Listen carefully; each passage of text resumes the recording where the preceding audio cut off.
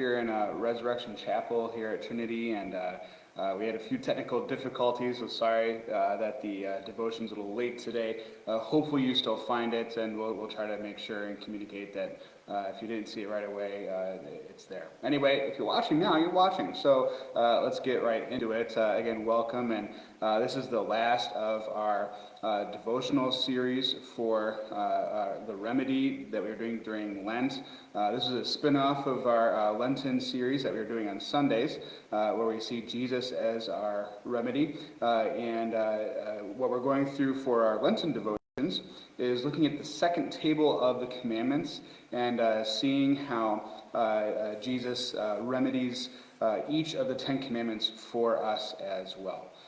So the second table of the commandments, really quick, you might recall that if you see pictures of Moses and all that, he usually got 2 tablets of stone, and the first tablet, traditionally anyway, says that it's commandments 1 through 3, of course, which is have no other gods, keep his name holy, and then honor the Sabbath day. And then usually what we refer to as the second table is commandments 4 through 10. The fourth commandment is honor your father and mother. Fifth commandment is don't kill. Sixth commandment, don't commit adultery. Seventh commandment, don't steal. Eighth commandment is not to bear false witness against other people. So that's primarily focused on people's reputation. We talked about that last week, and now for this last kind of finale week of our series, especially here as we finish Lent with Holy Week, we're focusing on both commandments 9 and 10 because they kind of have a lot to do with each other, and they're fairly related there. So that's what we're doing for that, and really this has all been a kind of prep time for Holy Week, that in each of the commandments we see how God designed us to live. We see how we fail in accordance with that design through the 10 commandments. But then we also see how Jesus comes, and what he ultimately does on the cross and then at his resurrection is remedying our problem with each of the commandments. And so that's all just been this build up towards this Holy Week. So I pray that your Holy Week is blessed, and that it's a week where you find rest in what Jesus has done for you. But let's finish it off with this, with talking about the 9th and 10th commandments.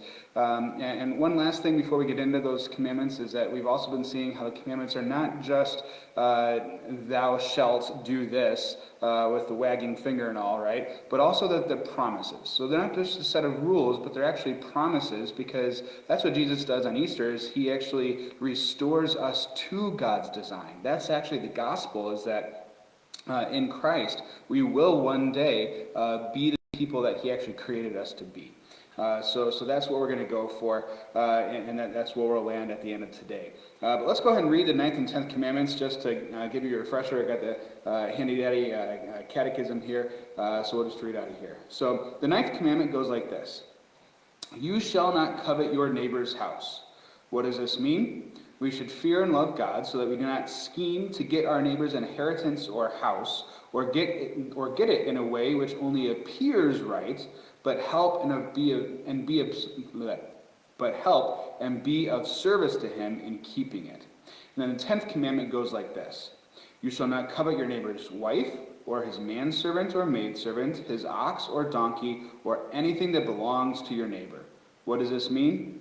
We should fear and love God so that we do not entice or force away our neighbor's wife, or his workers, or animals, or turn against them, but urge them to stay and do their duty.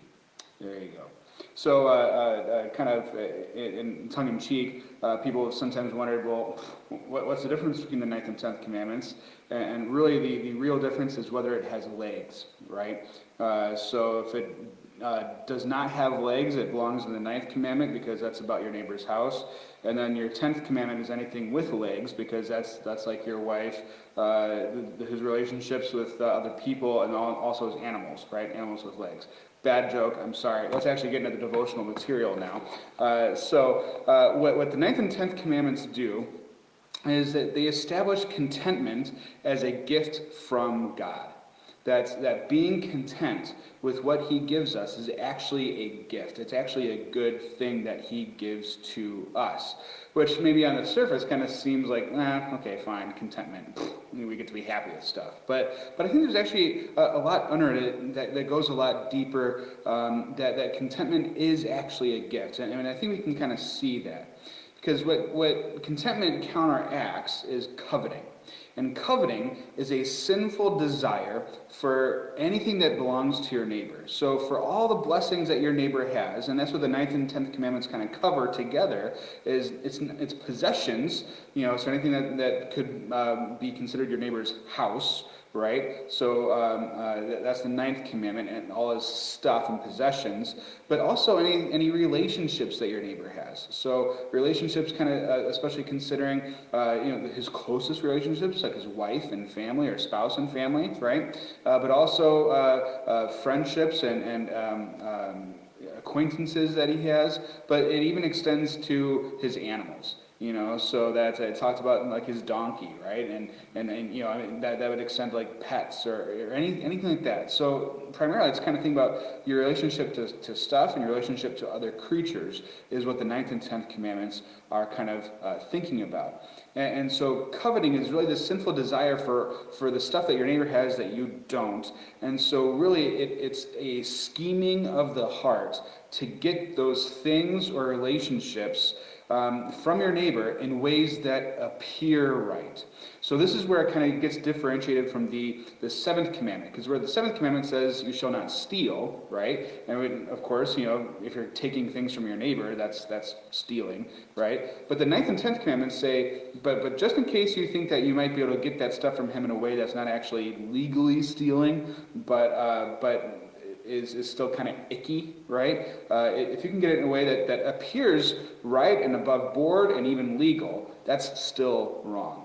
And that's where we as Christians might make a distinction between legality and morality, right? Just because it's legal doesn't mean it's moral. And I think we all kind of know that on a fundamental level because we've seen people get away with things that legally it's okay if they get away with that, but morally we kind of know that that wasn't right. That was icky. That's wrong. And I mean, we probably see that all the time, every day. That's why people sometimes get fed up with the legal system, right?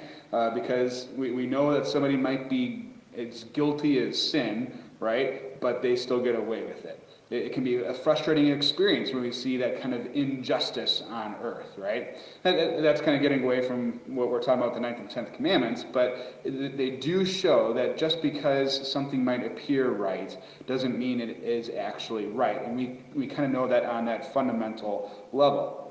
And what happens when we're coveting and when we're scheming is that what we're not doing, and when we're doing those things, is that we're not celebrating our neighbor's blessings that they've been given by God. So we're not actually celebrating what they've received, right? We're not celebrating the blessing of maybe a status or an opportunity that they've had. We're not celebrating that God has blessed them with the different stuff that they have. We're not celebrating the relationships that God has blessed them with. So what this has in mind is a world where we're actually celebrating the blessings that other people have, that really the whole world has, right? And that's the problem with coveting and scheming. Because what happens is that it spoils our relationships with other people. Because when we might think, well, if it's as long as it's just in here, it's not getting out there, and it's not actually me doing something like stealing would be, or murder would be, or talking bad about somebody would be. But that's not actually the case, because when you're coveting and you're scheming about something else that somebody else has, then you're actually spoiling your relationship with them. It affects your relationship. You actually see those people in a different way than how you normally would or how you should, right? It spoils what you have with them. And it really shows that we're still living like Adam and Eve. Because, I mean, in a sense, wasn't the 9th and 10th commandments really Adam and Eve's first sin? Because when Satan came in and said, did God really say you couldn't have that fruit on the tree? He was inviting them to covet. He was inviting them to scheme, right? And then he tried to make it appear right and good that they should take the fruit from the tree. And so what Adam and Eve were first guilty of was that heart problem, that they weren't content with the blessings that God gave them, and they instead wanted more. And so what do? They covet, they scheme, they twist it into a way that appears right. They accuse God of not being good enough to them, and it leads them into all sorts of more sin and temptation. And it shows that we haven't changed at all. Right? I mean, if we were in Adam and Eve situation, we would do the exact same thing. We would covet and we would scheme about that fruit. We would our whole relationship with God and with the rest of creation will be colored by how we were kind of thinking, God didn't give us that one piece of fruit. How dare he? Why would he hold out on us when, ironically, he hadn't held out on them, right? They had all the blessings of the world. Everything was good and great. And that's what scheming and coveting does. It spoils our relationships to where all we can see is the things that we don't have and that we want instead. And so what happens, and by the way, I should also say this. Sometimes I hear that, like, well, maybe with our economy and our culture and being able to have this kind of consumeristic sort of world where you can kind of get whatever you want, right? You don't have to get it from your neighbor anymore. I mean, if your neighbor's got a nice car, well, sure, he can have the car. I just want one just like it, right? But then that also just changes how you see people, right?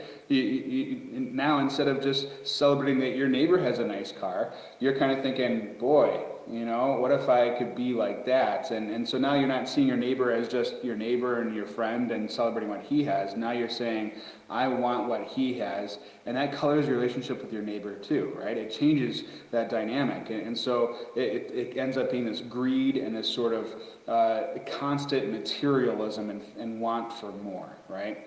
And what the 9th and 10th commandments ultimately do is show us that we actually do need Jesus, right? Because maybe the temptation throughout the rest of the commandments up to this point would have been, well, I'm not murdering anybody. I'm not stealing anything. I don't talk bad about people. I'm kind to my mom and my dad.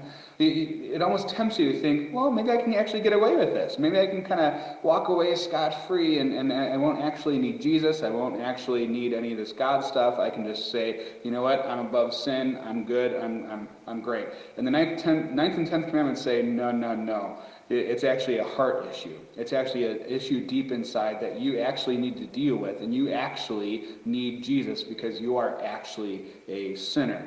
That this sin it starts as a heart issue, and you can't just not sin your way into heaven. That's not how it works, and that's the constant temptation, isn't it? That we feel like, boy, if I can just get over sinning in this one way, I'll be good. I can make sure I'm going to get into heaven, right? I mean, that's not how it should work. What the law does is it says, no, you can't do it. It's hopeless. You can't do anything to help yourself.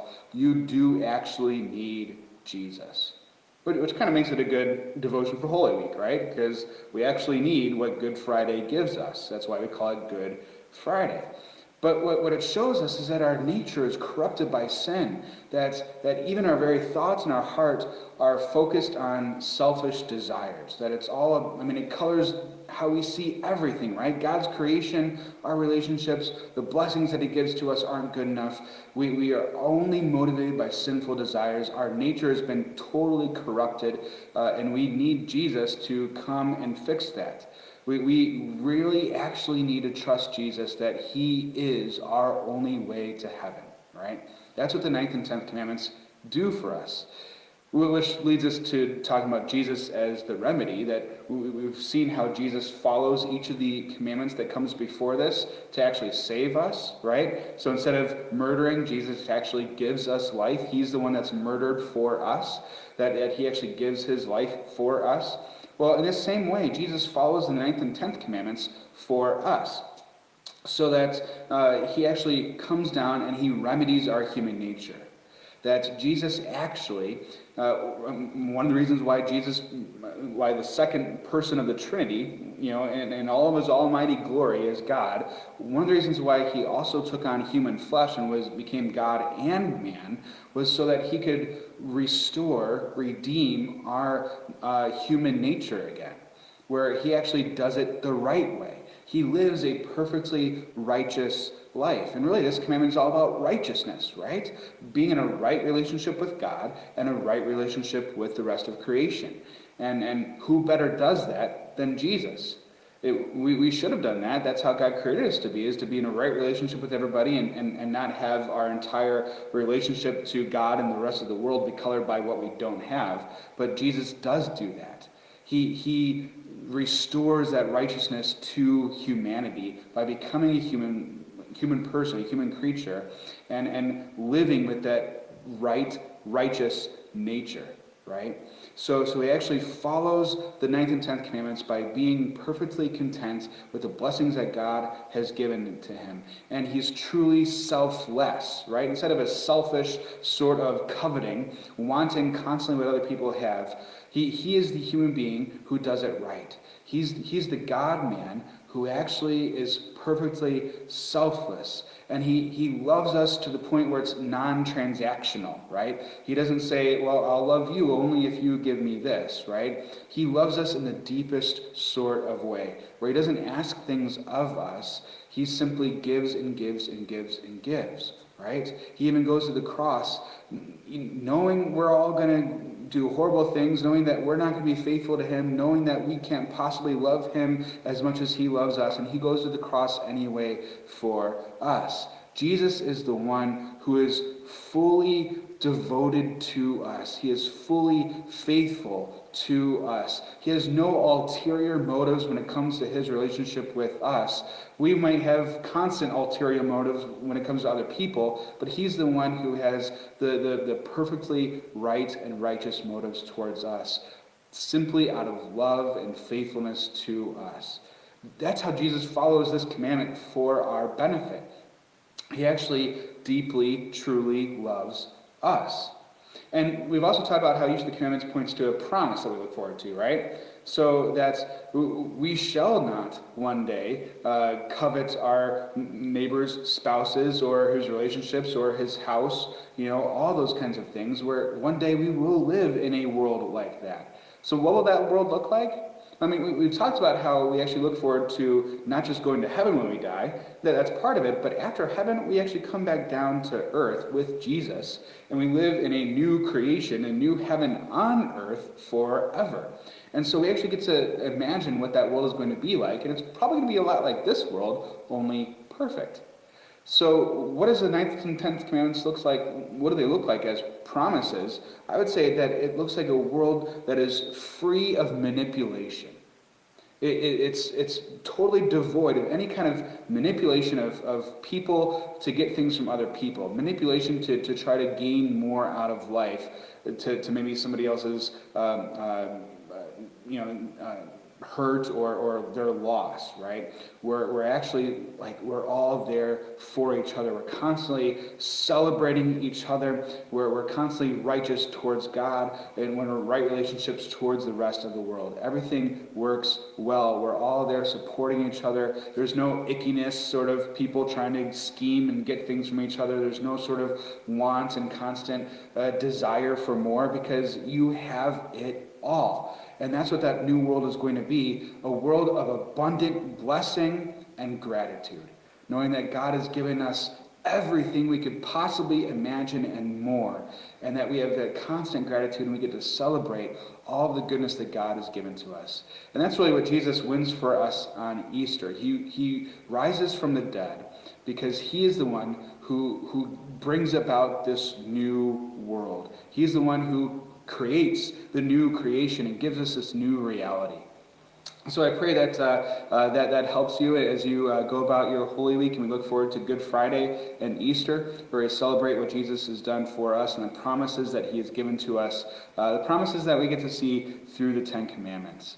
As we close out today, this is our last noon devotion here, as it was a Lenten sort of thing. But if you want to continue to get into the Word and find some other things to do, I encourage you either attend in person or watch online our different Holy Week services we have starting tomorrow on Maundy Thursday, and then Good Friday, and then of course Easter Sunday. We do have a Saturday night service for Easter as well. Also beginning on April 11th, I'll be teaching a new member class. So if you're even just curious about what Lutherans believe, you're welcome to join. There's no pressure to become a member.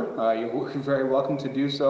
But if you just want to learn more about what Lutherans believe and how wacky we are, you're welcome to do that. I'll be teaching that class. I think it goes for about 6 weeks, beginning April 11th, and on Sunday evenings, and that'll be via Zoom. Also, if you're a member of Trinity, I always encourage members to take membership classes because it's just a good way of really diving back into the basics of our faith, and it's very, very biblical and very, very interesting. And then also, it helps you invite others because then you know what the member class is about and that it only hurts a little bit. I'm joking, it doesn't hurt at all. Anyway, if you've been tuning in each week, again, thank you so much, and blessings on your Holy Week.